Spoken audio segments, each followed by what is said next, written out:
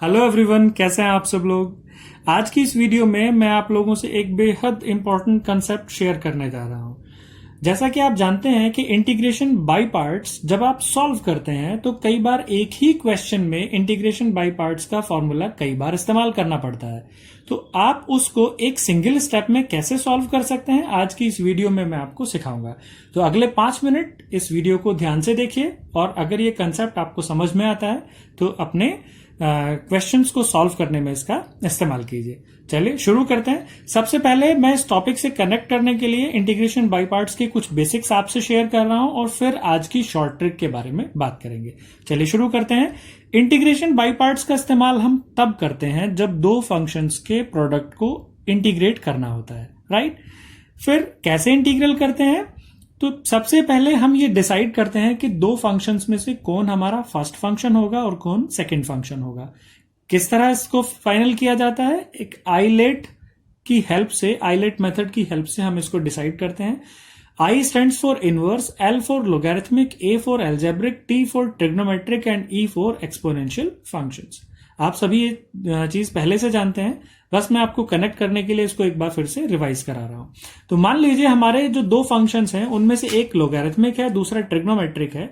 तो हम ये देखते हैं कि यहाँ L पहले आ रहा है, T बाद में। इसका मतलब लोगैरिथमिक फंक्शन फर्स्ट फंक्शन होगा और ट्रिग्नोमेट्रिक सेकेंड फंक्शन होगा।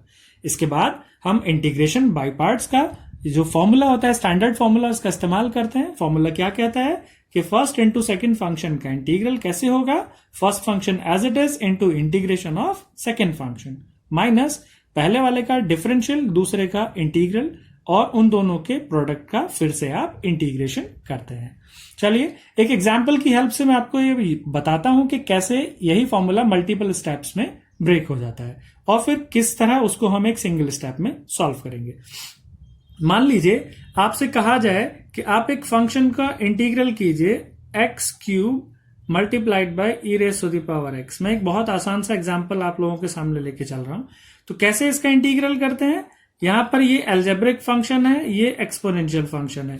तो जैसे ही आप इसे आइलेट में देखेंगे तो एल्जेब्रिक पहले आ रहा है और एक्सपोनेंशियल बाद में आ रहा है, यानी ये आपका फर्स्ट फंक्शन होगा, ये सेकेंड फंक्शन होगा। इंटीग्रल कैसे करते हैं आप, फर्स्ट फंक्शन को आप एज इट इज लिखते हैं, multiplied by integration of second, मैं डायरेक्टली लिख सकता हूं e की power x, minus integration of first function का डिफरेंशियल, तो एक्स क्यूब का डिफरेंशियल होगा 3x² multiplied by second function का इंटीग्रल यानी e की पावर x ही आएगा, और फिर इस पूरे फंक्शन का हम इंटीग्रल फिर से करते हैं। यानी अब अगेन आप यहां इसको फर्स्ट फंक्शन मानेंगे, इसको सेकेंड फंक्शन मानेंगे और फिर से यही फॉर्मूला इस्तेमाल करेंगे।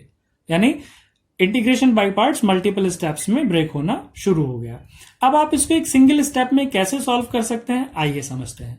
मैं इसी क्वेश्चन को दोबारा लिखता हूं कि हमारे पास एक्स क्यूब इंटू ई की पावर एक्स है, जिसको हम इंटीग्रल करना चाहते हैं।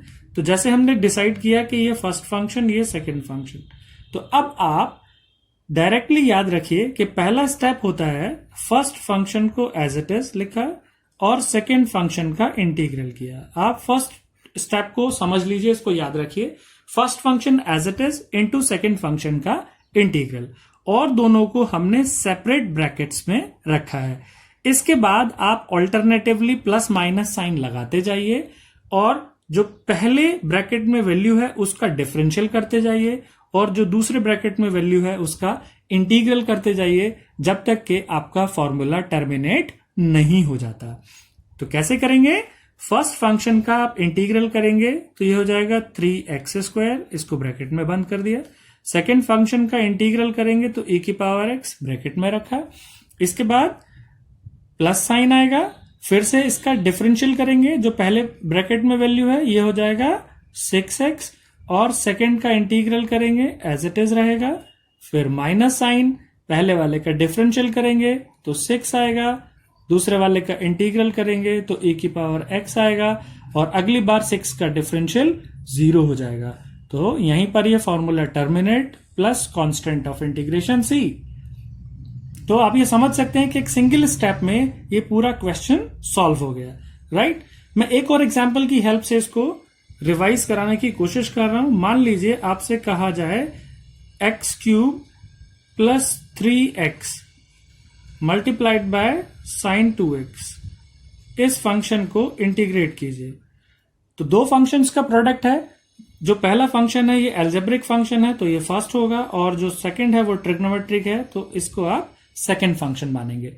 और जो हमने तरीका अभी बताया कि पहला स्टेप सेम रहेगा, यानी फर्स्ट फंक्शन को आप एज इट इज लिखेंगे और सेकेंड फंक्शन का इंटीग्रेशन करेंगे। तो साइन 2x का इंटीग्रल क्या होगा? Minus cos 2x divided by 2, right. आसान है, इसको आप समझ सकते हैं। चलिए अगले स्टेप में क्या करेंगे, अब आप जो फर्स्ट ब्रैकेट है उसको डिफरेंशिएट करते जाइए और जो सेकेंड ब्रैकेट है उसको इंटीग्रेट करते जाइए।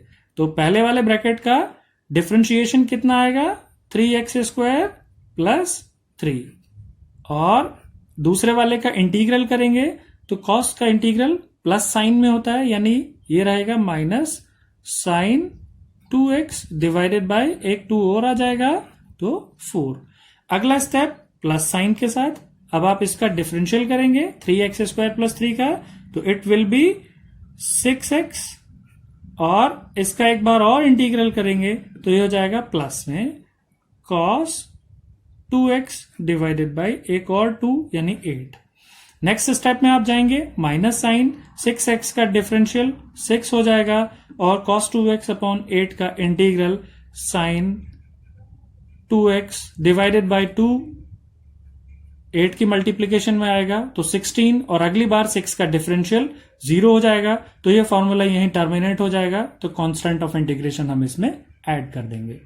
तो आपने समझा कि किस तरह हम एक ही स्टेप में इंटीग्रेशन बाय पार्ट्स का फॉर्मूला इस्तेमाल कर सकते हैं, राइट। आई होप ये वीडियो आपको समझ में आई होगी।